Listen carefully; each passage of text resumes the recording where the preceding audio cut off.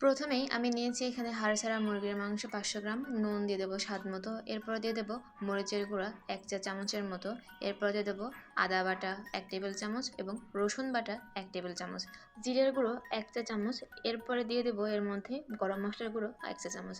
আসসালামু আলাইকুম দর্শক, আপনারা সবাই কেমন আছেন? আশা করি আপনারা সবাই ভালো আছেন। এরপর আমি দিয়ে দেবো এর মধ্যে লেবুর রস 1 স্লাইসের মতো, দিয়ে সবগুলো উপাদান খুব ভালো মতো মিশিয়ে মাংসটাকে ম্যারিনেট করে কিছুক্ষণের জন্য রেস্টে রেখে দেব। বাসায় এইভাবে চিকেন ফ্রাই বানালে রেস্টুরেন্টের চিকেন ফ্রাইও হার মানবে এর কাছে। এটা রেখে দিলাম। এখন আমি একটা বাটির মধ্যে দিয়ে দেবো একটা ডিম, এরপর দিয়ে দেবো নুন স্বাদ মতো, দিয়ে ডিমটাকে খুব ভালো মতো ফেটিয়ে নেব। এমনভাবে ডিমটা ফাটাতে হবে যাতে এর ভিতরে কোনো লাঞ্চ না থাকে। অনেক সময় দেখা যায় ডিমটা একটু গোটা গোটা থাকে, তো সেই ক্ষেত্রে ডিমটাকে কিন্তু খুব ভালো মতো ফেটিয়ে নিতে হবে। এখন একটা পাত্র নেব, এর মধ্যে নিয়ে নেব ময়দা 1 কাপ পরিমাণে। আমি এখানে ময়দা ব্যবহার করেছি, আপনারা চাইলে চালের গুঁড়া অথবা কর্নফ্লাওয়ার ব্যবহার করতে পারেন। এরপর লবণ দিয়ে দেবো স্বাদ মতো, এরপরে এখানে দিয়ে দেবো মরিচের গুঁড়া 1/2 চা চামচ, হলুদের গুঁড়া 1/2 চা চামচ, দিয়ে সবগুলো উপাদান খুব ভালো মতো মিশিয়ে নিতে হবে। যে কোনো ভাজা পোড়ার ক্ষেত্রে আপনারা ময়দা ব্যবহার করলে এটা কিন্তু কিছু সময় ক্রিস্পি থাকবে এবং টেক্সচারটা সুন্দর আসবে।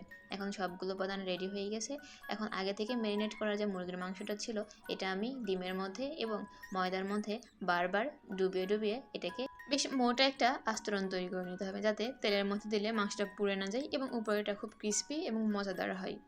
রেসিপি ভালো লাগলে অবশ্যই বাসায় ট্রাই করবেন এবং কমেন্ট করে জানাবেন রেসিপিটি কে কোথা থেকে দেখছেন।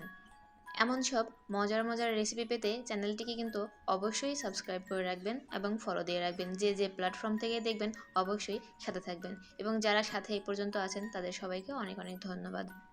এরপরে সবগুলো মাখানো হয়ে গেলে এখন আমি একটা প্যানের মধ্যে তেল গরম করে নিয়েছি। এখানে আমি রান্নার তেল ব্যবহার করেছি, আপনারা চাইলে এইখানে সরিষার তেলও ব্যবহার করতে পারেন। এখন সবগুলো এরপরে ম্যারিনেট করে মুরগির যে মাংসের টুকরাগুলো ছিল সবগুলো উপাদান মেশানো, সবগুলো এখন একে এক করে আমি তেলের মধ্যে দিয়ে ভেজে নিতে হবে। এটা কিন্তু অবশ্যই ডুবো তেলে ভাজতে হবে, না হলে কিন্তু এটা ভালো মতো ভাজা হবে না। তো একটা পাশ ভাজা অপেক্ষা ছিলাম, একটা পাশ দেখেন খুব সুন্দর মতো ভাজা হয়ে গেছে। আর অবশ্যই কিন্তু চুলার হিটটা লো হিটে রাখতে হবে, অনেক হাই হিটে বা মিডিয়াম হিটে দেওয়া যাবে না, এতে করে ভিতরের মাংসটা কিন্তু সিদ্ধ হবে না। তবে আপনারা যদি চান সেই ক্ষেত্রে গোলমরিচ এবং আদা বাটা এবং ভিনেগার দিয়ে মাংসগুলোকে আগে থেকে সিদ্ধ করে নিয়ে এভাবে ভাজতে পারেন, সেক্ষেত্রে মাংসের টেস্টটা আরও একটু অন্যরকম হবে। দেখতেই পাচ্ছেন কত সুন্দর মতো ভাজা হয়ে গেছে। এখন আমি সবগুলো তেলের মধ্যে থেকে উঠিয়ে নেব।